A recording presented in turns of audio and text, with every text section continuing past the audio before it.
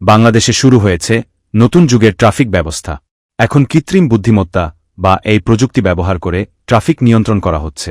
এতে রাস্তায় শৃঙ্খলা বাড়ছে এবং চালকরাও নিয়ম মানতে শুরু করেছেন।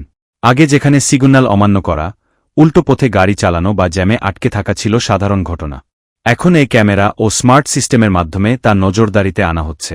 এই প্রযুক্তি গাড়ির গতি, লেন পরিবর্তন, সিগন্যাল ভাঙা এবং রাস্তার অবস্থা দ্রুত শনাক্ত করতে পারছে। সবচেয়ে বড় বিষয় হল, এই প্রযুক্তি চালুর পর অনেক চালক এখন ট্রাফিক আইন মেনে চলছেন, কারণ এই সিস্টেম ভুল ধরতে পারে দ্রুত এবং সঠিকভাবে। ফলে রাস্তায় শৃঙ্খলা ফিরতে শুরু করেছে। বিশেষজ্ঞরা বলছেন, যদি এই প্রযুক্তি দেশের বড় শহরগুলোতে পুরোপুরি চালু করা যায়, তাহলে দুর্ঘটনা কমবে, যানজট কমবে এবং সময় বাঁচবে লাখো মানুষের। বাংলাদেশে এই প্রযুক্তির এই ব্যবহার নতুন সম্ভাবনার দরজা খুলে দিয়েছে। আপনি কি মনে করেন এই ট্রাফিক ব্যবস্থা পুরো দেশে চালু হওয়া উচিত?